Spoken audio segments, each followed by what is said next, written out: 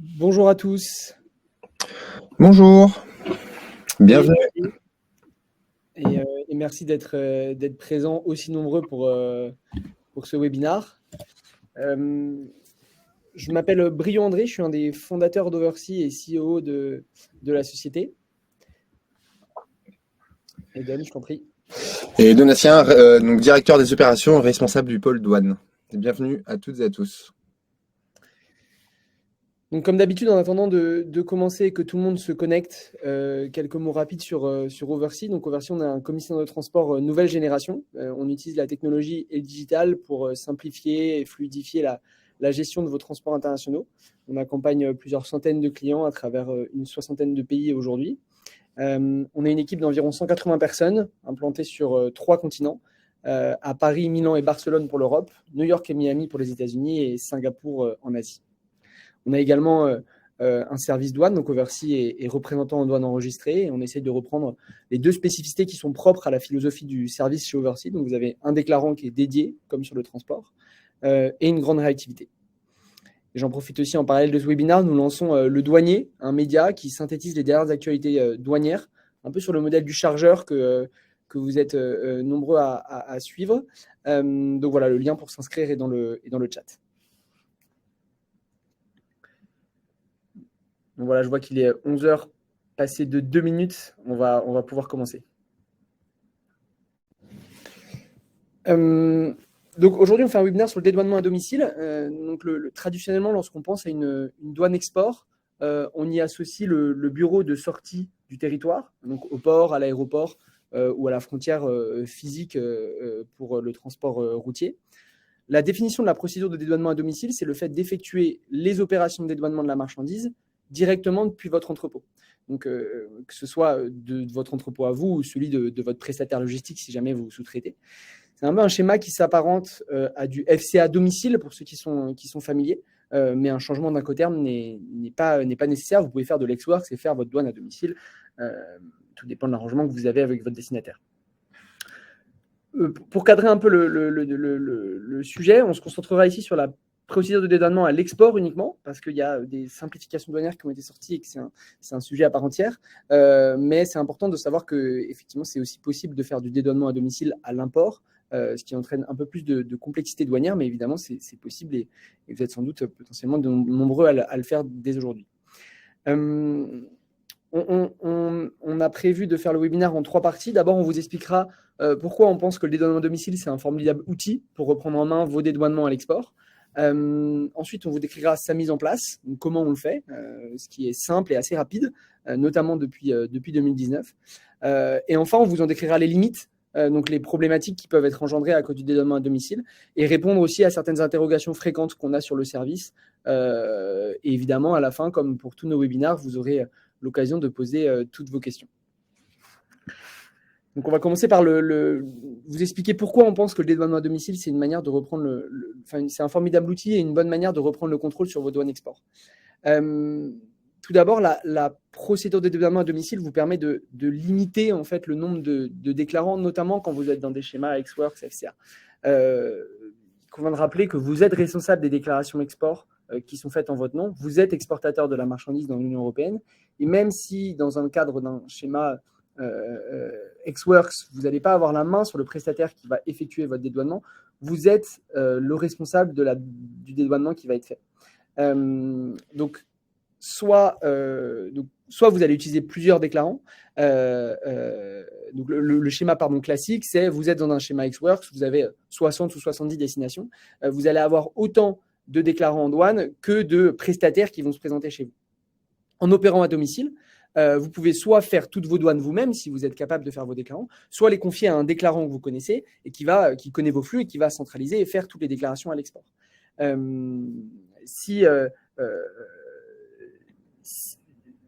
Pardon, je me suis perdu. Et l'avantage de faire ça, c'est que vous allez prendre en main et maîtriser les dédouanements qui vont être faits parce que le prestataire que vous allez mandater va être mandaté par vous et non par le destinataire.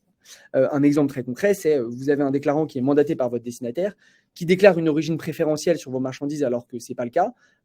C'est arrivé à des clients par le passé.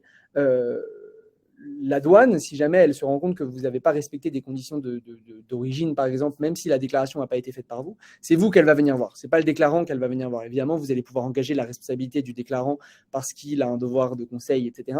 Mais c'est vous qui allez être responsable de la déclaration.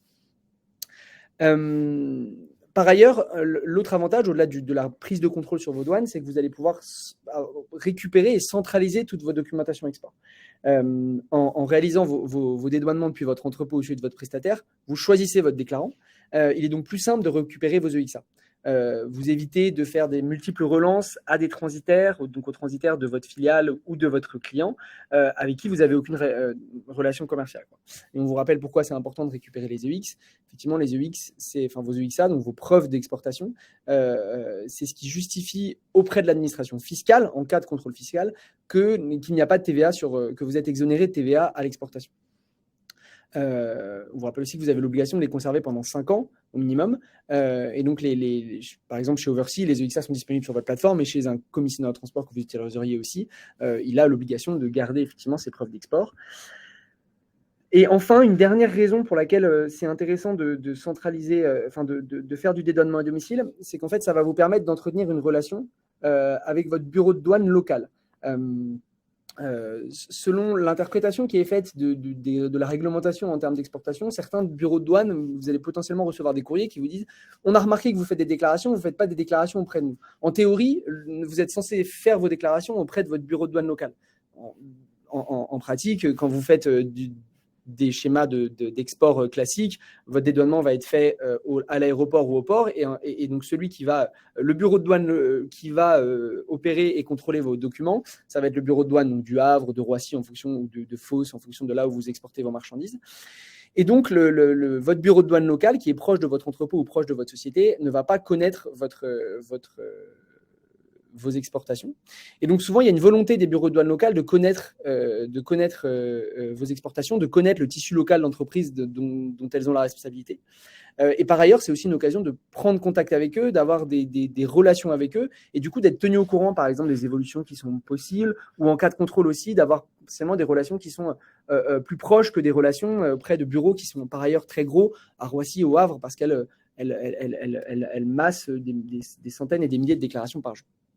Donc voilà pour les raisons pour lesquelles c'est intéressant de faire du dédouanement à domicile. Merci Brieux. Je vais du coup prendre la suite. Et je vais vous parler donc de la mise en place et du fonctionnement donc de la PDD.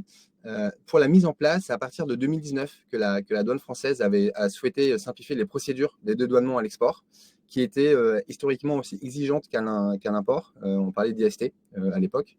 La mise en place donc du PDD est extrêmement simple et elle se fait en 2 étapes. La première étape, c'est le fait qu'on doit informer la douane du lieu de présentation des marchandises.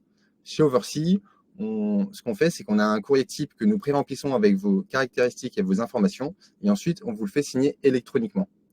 La deuxième étape se passe du côté de la douane. Le bureau de douane compétent valide ensuite le dossier, il faut compter à peu près 72 heures, et vous pouvez commencer dès lors à dédouaner depuis votre entrepôt. Le bureau de douane compétent, on parle du bureau de douane compétent, c'est le bureau de douane de là où sont vos marchandises physiques, donc souvent vos entrepôts. Une fois cette mise en place effectuée, donc vous voyez, c'est vraiment 2 étapes, c'est extrêmement simple. Le fonctionnement lui-même est simple. L'idée, c'est que la marchandise qui sort de votre entrepôt sorte dédouanée. Une fois que vous avez réalisé votre demande de douane, votre déclarant ou nous, Oversea, vous remettons le MRN. Le MRN, ensuite, il a à transmettre au transitaire de votre client, au RDE.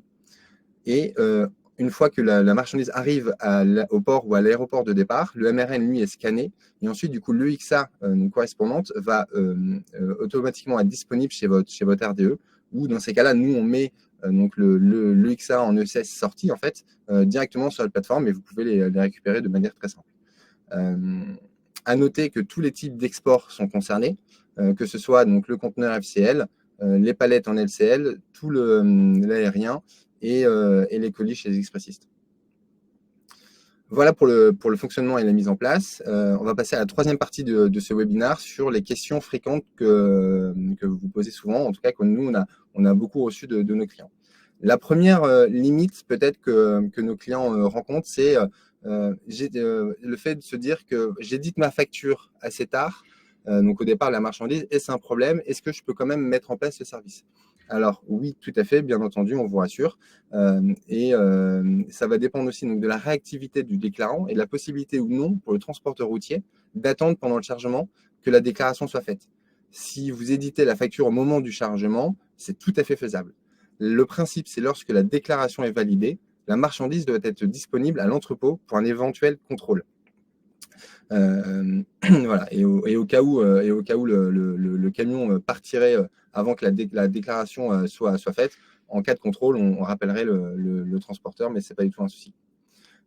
Deuxième limite, en tout cas question soulevée par nos clients. Si aujourd'hui je travaille en Xworks, si je prends le contrôle de la douane, je passe en FCA. Est-ce que je dois changer d'Incoterms sur toutes mes factures? Non, car en réalité, vous pouvez continuer à vendre en Xworks en imposant aux transitaires de vos clients de passer par un déclarant que vous choisissez. Troisième question que vous nous avez souvent posée, c'est quel risque peut-on anticiper si la douane n'est pas prise en compte ou s'il y a un doublon avec le RDE du transitaire de mon client? Alors, aucun souci. Dans le cas où la demande de douane n'est pas prise en compte, la douane pourra toujours se faire au niveau du port ou de l'aéroport de départ. Dans le cas où il y a un doublon avec le RDE du transitaire de votre client, un des deux MRN en fait, ne sera pas scanné à l'aéroport ou au port. Et dans ces cas-là, du coup, pour celui-là, il fera l'objet d'une demande d'annulation auprès des douanes. Et enfin, dernière grande question soulevée, c'est dans le cadre de la PDD, peut-on gérer facilement les UR1, les ATR? Oui, tout à fait, c'est absolument faisable.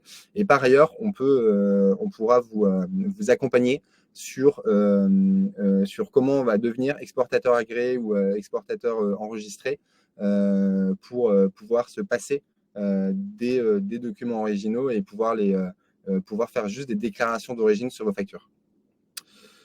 Je te redonne la parole, Brieux. Merci, Donatien. Donc, pour conclure, le dédouanement à domicile, c'est un très bon outil afin de reprendre en main vos douanes et particulièrement vos douanes à l'export. C'est à la fois encouragé par nous, évidemment, en tant que RDE, mais également par la douane elle-même. Et c'est pour ça qu'elle a sorti une procédure en 2019 pour simplifier la douane à domicile export, pour faire en sorte d'inciter au maximum les exportateurs à effectuer leur douane chez eux. C'est aussi une bonne manière de reprendre les douanes et, entre guillemets, d'arrêter l'Xworks, qui est un peu l'ennemi, si vous voulez, des douanes, parce qu'en faisant de l'Xworks, vous n'avez pas la main sur vos déclarations d'export, alors que vous en êtes responsable, ce qui crée un peu de confusion. C'est par ailleurs aussi la dédouanement à domicile, et notamment la procédure qui a été lancée en 2019, un bon exemple d'innovation de procédure et d'évolution douanières qui sont lancées par les douanes et qui vous permettent aussi de faire évoluer votre supply et qui vous permettent de fluidifier aussi votre supply chain. C'est aussi par ailleurs dans ces moments-là que le RDE est assez pertinent et peut vous permettre de vous donner des conseils pour faire évoluer votre supply chain. J'en profite un tout dernier mot pour vous préciser aussi que jeudi prochain, on fait un webinaire sur le mécanisme d'ajustement carbone aux frontières mis en place pour lutter contre les fuites de carbone et qui concerne sans doute une partie d'entre vous. On a reçu beaucoup de questions très récemment parce qu'il vient d'être lancé, le site vient d'être lancé, etc. Donc voilà, n'hésitez pas à vous inscrire si jamais vous avez des questions. On va passer aux questions maintenant.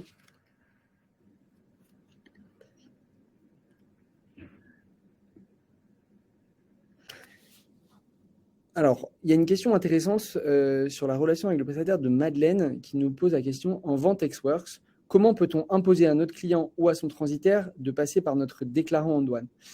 Alors, effectivement, il y a une confrontation entre votre responsabilité en tant qu'exportateur et le contrat commercial prévu dans les Incoterms. Dans les Incoterms, celui qui est responsable du dédouanement à l'export, c'est votre destinataire. Mais en Union européenne, vous êtes exportateur de la marchandise. Donc, il y a un peu une confrontation, et ça, c'est un peu une discussion à avoir avec votre destinataire. Souvent, l'idée, c'est de lui expliquer que de toute façon, il n'y a pas de contrainte pour lui et lui n'a aucun intérêt à ce que l'export soit contrôlé. À la rigueur, souvent, ça va être le prix du dédouanement qui, normalement, doit être payé par le destinataire et là, qui va être pris en charge par vous. Vous pouvez évidemment, dans le cadre d'un export, lui refacturer ce dédouanement et peut-être, pour le rassurer, s'assurer que le prix du dédouanement export qui lui est facturé par son transitaire sera le même que celui que vous allez lui refacturer, par exemple. Donc, il n'y a pas de. C'est une discussion à avoir avec des signataires, parce que d'un côté, il peut vous dire, moi, contractuellement, je suis censé être responsable du dédouanement export, et vous pouvez lui dire, moi, auprès des douanes de l'Union européenne, ce qui, quand on dit les douanes de l'Union européenne, ça apporte un peu de poids, quoi. Moi, je suis responsable de l'exportation, c'est pas à toi de faire mes déclarations à l'export, donc j'ai envie de les maîtriser.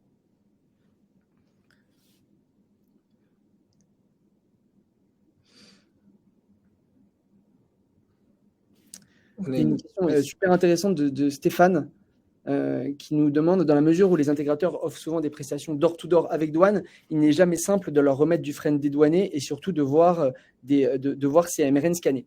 Alors effectivement, c'était nous une crainte qu'on avait quand on a lancé le service. Il y a plein de services qui sont possibles. Nous, une des problématiques qu'on avait, c'était notamment dans le fret express, en disant, en fait, quand on fait du DHL, quand on fait du FedEx avec des clients, est-ce que dans leurs process, qui eux sont vraiment des intégrateurs, enfin, ils sont totalement intégrés, donc du coup, c'est difficile de se dire, est-ce que si on leur donne un MRN, il va bien être scanné? Là, c'est un peu l'expérience qui parle. Donc, dans le fond, l'expérience de ce qu'on a eu, nous, sur tous nos exports qui ont été faits à domicile, soit c'est fait, donc dans 90% du temps, on n'a pas de problème. Ils reçoivent un MRN, ils savent très bien que c'est scanné, ils voient, ils sont un peu habitués. Ou alors, si jamais c'est pas fait, donc ça arrive, et c'est le cas dont parlait Donatien, souvent la douane va être faite en double. Et dans ces cas-là, c'est un peu des discussions. On va appeler le transitaire, le client va aussi appeler le transitaire en disant attention, en fait, tu as refait la douane alors que c'était pas nécessaire. C'est pas grave pour cette fois, on va l'annuler. Nous, c'est un peu problématique parce qu'on doit voir avec les douanes. Bon, il faut très bien qu'on ait de bonne foi, il y a un dédoublement. Et du coup, voilà, la parade, c'est souvent de l'éducation, quoi. Il n'y a pas souvent de parade. Évidemment, l'idée, c'est de multiplier les messages ou de mettre le MRN bien en valeur. Mais voilà, c'est plus de la discussion et de la pédagogie avec le prestataire. On a une question intéressante de Météo. Vous ne parlez que d'expédition par voie maritime ou aérienne et la route. Bien entendu, du coup, la route rentre dans le domaine de la PDD et on peut très bien du coup dédouaner à domicile, même pour des expéditions routières. Une question d'Audrey qui nous demande de rappeler pourquoi il n'est pas nécessaire de passer en FCA dans le cadre de la PDD. Donc, pourquoi c'est pas nécessaire? En fait, donc évidemment contractuellement, l'idée c'est de se dire si je fais de l'ex-works, je suis pas censé être responsable du dédouanement. Donc a priori, on devrait passer en FCA et c'est ce qui est le plus simple au niveau commercial avec quand on a des dizaines et des dizaines de clients, de dire bon bah je m'occupe du FCA, il y a écrit FCA à domicile, comme ça je m'occupe de la douane, il n'y a pas de sujet, quoi. Néanmoins, on a beaucoup de clients qui, en fait, le changement d'incoterm souvent échappe un peu. À partir du moment où vous voulez changer l'incoterm pour des raisons de transport, vous allez vous confronter souvent à des problématiques commerciales. En fait, tous les commerciaux ont des contrats signés et vont dire bon, en fait, c'est compliqué pour nous de changer l'incoterm, etc. Et du coup, comme c'est une petite prestation qui, entre guillemets, ne coûte pas très cher, souvent l'idée, c'est de dire je vais m'arranger un peu de manière ad hoc avec mon destinataire en disant bon, ça ne te dérange pas que je reprenne la main sur l'export parce que c'est une catastrophe pour moi. Au niveau, ça ne va pas être une vraie remise en question du contrat commercial parce que c'est une toute petite prestation. Et donc voilà, c'est un peu de la discussion, donc ce n'est pas nécessaire et il n'y a pas d'obligation. C'est-à-dire si vous avez écrit Xworks, et c'est peut-être ça ce qui se cache derrière la question, s'il y a écrit Xworks sur votre contrat, on ne va pas venir vous chercher en disant attention, vous avez fait la douane. De toute façon, vous êtes exportateur, vous avez le droit de faire la douane à l'export. C'est juste que contractuellement, avec votre destinataire, il va falloir s'arranger, quoi. Souvent, c'est qu'il va être responsable. Quand vous avez l'Xworks, en fait, ce qui se cache derrière, c'est que tous les frais sont aussi. En termes de risque, il n'y a pas d'enjeu parce que vous êtes responsable de la douane. En revanche, en termes de répartition des frais, souvent, effectivement, il va être responsable de payer le dédouanement à l'export. Soit vous le prenez pour vous parce que c'est une petite charge, soit vous lui refacturez en disant bon, je t'ajoute dans notre contrat commercial, je vais te rajouter cette petite ligne d'export. Une excellente question de Nathalie. Quelle est la différence entre le PDD et le DCN, donc le dédouanement centralisé national? Pour la douane, en fait, quand on fait un dédouanement, il y a deux choses à prendre en compte. Il y a le lieu de la déclaration et le lieu de la présentation des marchandises. En PDD, c'est le même lieu. Donc, le lieu de la déclaration est égal au lieu de la présentation des marchandises, alors qu'en DCN, le lieu de la déclaration va toujours être le même. Pour le coup, par exemple, chez Oversea, on fait beaucoup de dédouanements en DCN, donc c'est à Paris. Par contre, les lieux de présentation, les marchandises sont au port, aux aéroports, etc. Et donc, on va déclarer en fait là où sont physiquement les marchandises. Donc, c'est deux choses qui sont un peu différentes.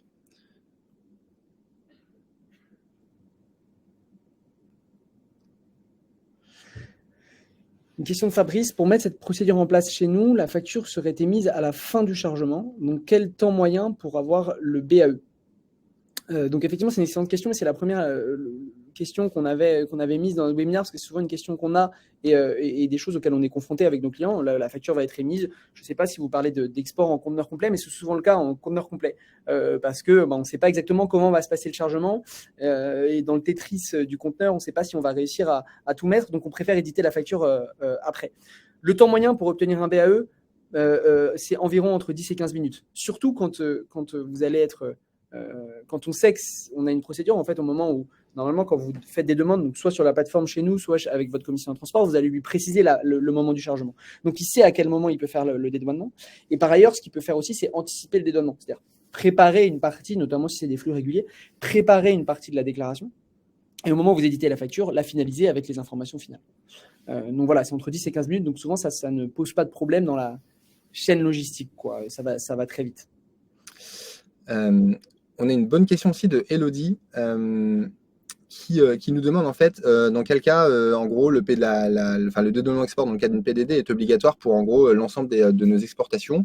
C'est pas du tout obligatoire, c'est en fait une option qui s'offre à vous, dans le sens où si vous mettez une PDD, ça ne vous oblige en rien entre guillemets de centraliser 100% de vos flux export sous cette PDD. Vous pouvez tout à fait choisir le fait que de laisser les expressistes gérer, du coup pour répondre à ma question, de laisser les expressistes gérer vos douanes export, et par contre tout le fret traditionnel, du coup de toujours vous l'intégrer.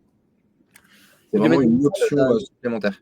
Ouais, effectivement, de manière générale, le fait d'avoir une procédure de dédouanement à domicile en place, ça ne vous engage à rien. Vous pouvez mettre en place une procédure de dédouanement à domicile, sachant que c'est un courrier à la douane, c'est un courrier d'information depuis le 2019, et jamais l'utiliser, quoi. C'est juste une liberté que vous vous laissez si jamais, je ne sais pas, si vous avez des exports en urgence et que vous devez faire le dédouanement de domicile, vous pouvez le faire, quoi. Oui, c'est de reprendre les questions au fur et à mesure. Si le prix du dédouanement est facturé au chargeur, l'Incoterm n'est plus ex-works, c'est FCA, correct. Effectivement, sur le transport, ça va être un FCA dans les faits. Néanmoins, c'est la même chose. C'est un engagement contractuel, mais après, vous faites ce que vous voulez dans votre organisation. On a des clients qui sont en ex-works, mais qui gèrent tout le transport et qui le facturent à la fin. L'organisation du transport et la responsabilité au niveau de la facture et du risque peuvent être différentes.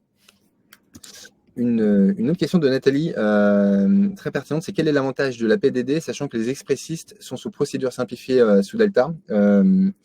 Ça va être du coup la qualité des informations données, en tout cas la qualité des informations de la douane export, et également du coup la possibilité pour vous de récupérer donc l'ECS sorti, donc preuve de votre export et donc de votre facturation hors taxe de vos marchandises.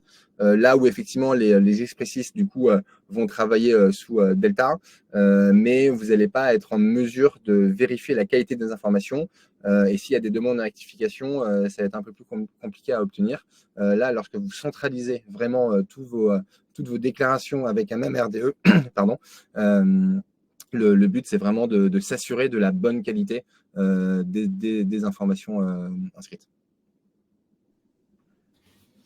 Une question de Muriel, quid des livraisons faites en France pour exportation par le client? On reste en ex-works, donc là je n'ai pas compris la question, Muriel, je suis désolé, si vous pouvez la préciser, je ne sais pas si tu l'as comprise, Donatien, mais sinon précisez-la et on essaie d'y répondre.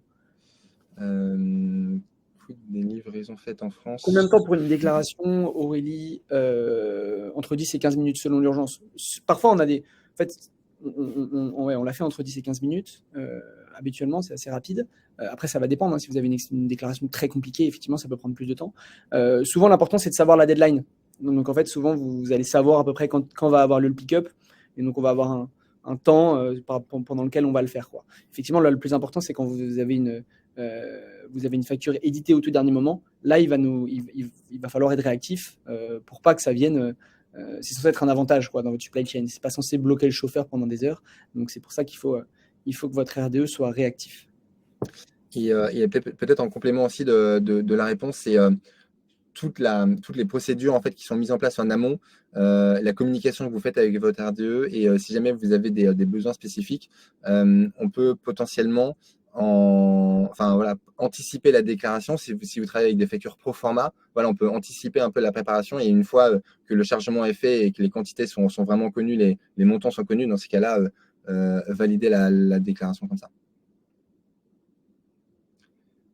Ensuite,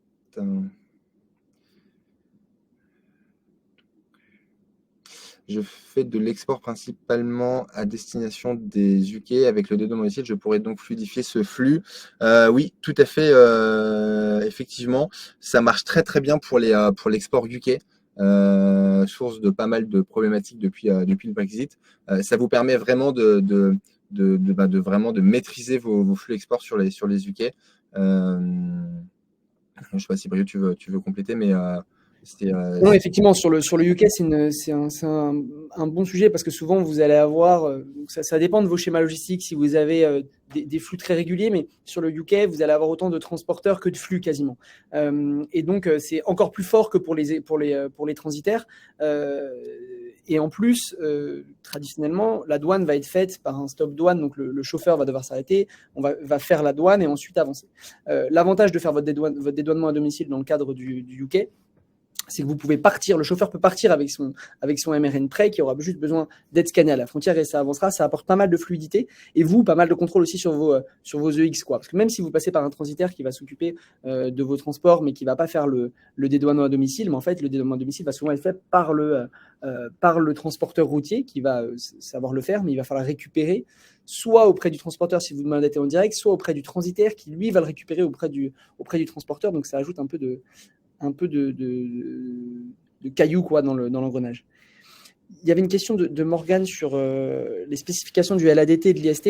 Je pense qu'on n'aura pas le temps de les préciser toutes ici et on vous répondra par ailleurs sur ces deux modalités. Ce qui est important, c'est justement c'est l'opposition entre le LADT et l'IST et la procédure des dédouanements à domicile à l'export qui en fait maintenant il n'y a plus besoin d'agréer un entrepôt sous dépôt temporaire ou d'avoir des spécifications. L'idée, c'est de faire un courrier d'information à la douane pour lui préciser je vais avoir des marchandises que je vais exporter depuis chez moi. Je vous en informe juste si jamais vous voulez faire un contrôle, effectivement très rare, sur mes marchandises à l'export. Mais il n'y a pas besoin d'avoir de zones spécifiques, il n'y a pas besoin d'avoir d'entrepôts filmés, etc.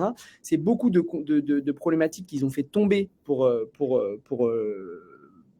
la procédure à l'export, parce que cette marchandise, elle était 2 minutes avant son export, et même le temps qu'elle parte, elle est sous statut français, en fait, sous statut Union européenne, donc il n'y a pas de risque, quoi. C'est pas comme les marchandises que vous importez, qu'on ne connaît pas, qui sont dans une black box, qui arrivent sous douane et que vous allez devoir dédouaner dans votre entrepôt, et en attendant, vous devez les surveiller. C'est globalement ça, la simplification qui a été permise depuis 2019. Une question de Marie-Laure sur comment être certain du code douanier de vos marchandises à utiliser. Donc effectivement, c'est un grand sujet, l'espèce tarifaire de votre marchandise, comment classer vos marchandises. Vous avez trois manières. Soit vous le faites en interne, soit vous faites appel à un RDE. Donc, par exemple, nous on fait du classement, on peut vous aider à faire du classement douanier. Et en cas de doute, vous avez ce qu'on appelle des RTC, donc des renseignements tarifaires contraignants, qui vous permettent un peu comme demander de la jurisprudence, quoi. Vous allez demander à la douane quel est le classement de votre marchandise et pour 3 ans, ça va faire foi et vous allez pouvoir utiliser ça et vous pouvez renseigner vos RTC. Vous pouvez faire des RTC pour toutes vos marchandises selon le nombre, ça peut être intéressant. Si vous en avez beaucoup, c'est bien de pouvoir aussi en faire une partie en interne. Une autre question de Nathalie, donc sur la caution bancaire, donc la caution bancaire avec une PDD est-elle toujours obligatoire pour le paiement des droits à l'import? Alors là, on est essentiellement sur l'export. Du coup, on ne va pas parler de l'import. Mais sinon, pour l'import, si vous faites de l'import, en fait, dans ces cas, c'est pas une PDD, vous allez devoir créer des IST, etc. Ça va être du coup des schémas un peu plus complexes que la PDD, qui est vraiment très simple pour une mise en œuvre qu'à l'export uniquement. Une question de Ludovic, j'exporte des produits dangereux, est-ce possible de dédouaner à domicile? Oui, tout à fait. Le caractère des marchandises n'a pas d'impact sur la PDD. Alors, une question de Muriel, si on livre un distributeur sur un entrepôt au Havre, mais la destination finale est hors UE, le transport est organisé par le client hors UE, donc difficile de faire une douane export sans avoir les infos de livraison finale. Alors, sur votre facture, ça va être une facture d'exportation. De toute manière, il va falloir qu'il figure une adresse ou en tout cas une entité qui va être hors UE, quoi. Si vous avez une facture de France à France, normalement, cette facture, elle n'est pas censée pouvoir faire l'objet d'une déclaration à l'export. Si je me trompe, Donatien. Et du coup, vous êtes censé avoir une information. Ensuite, sur la partie livraison finale hors UE, de toute façon, au niveau de la déclaration export, vous n'allez pas obligé d'avoir une destination précise. Il va falloir avoir le pays de destination. Vous n'allez pas obligé d'avoir l'adresse précise. C'est pas comme un BL pour le transport maritime, par exemple. Vous pouvez avoir une approximation sur votre destination. Ce qui va intéresser globalement la douane, c'est vers quel pays vous exportez, quoi. C'est que vous êtes sûr d'exporter vers un pays hors UE. Donc ça, c'est important parce que c'est ce qui va faire que vous allez avoir un EX et que vous allez pouvoir faire une facture sans TVA. Mais ce qui va importer, c'est au niveau statistique vers quel pays on exporte. Que ce soit dans la banlieue de Chicago ou de Détroit, ça peu les importe, quoi. Il est 11h31, on a dépassé d'une petite minute. Désolé pour toutes les questions auxquelles on n'a pas répondu. On a essayé de les suivre au fur et à mesure, mais on doit tenir notre timing. Merci à tous pour toutes vos questions. Ça en a généré beaucoup, donc c'est intéressant et ça montre que ça vous a intéressé. On essaiera de recontacter ou de répondre à ceux qui nous ont posé des questions auxquelles on n'a pas répondu. Et par ailleurs, vous aurez aussi un replay du webinar qu'on vous enverra juste après. N'hésitez pas, de toute manière, si vous avez des questions, à nous les envoyer par mail, vous inscrire au douanier également, et pour nos clients aussi, à mettre vos HS codes sur la plateforme. C'est un petit message pour nos clients, mais on a tous les HS codes qui sont disponibles maintenant sur la plateforme. Vous pouvez les renseigner, et comme ça nous permet aussi de les regarder si jamais on a des doutes ou des questions. Voilà. Merci à toutes et à tous pour votre participation nombreuse à ce webinaire. C'était un plaisir de vous avoir parmi nous et à très bientôt. Au revoir. Au revoir.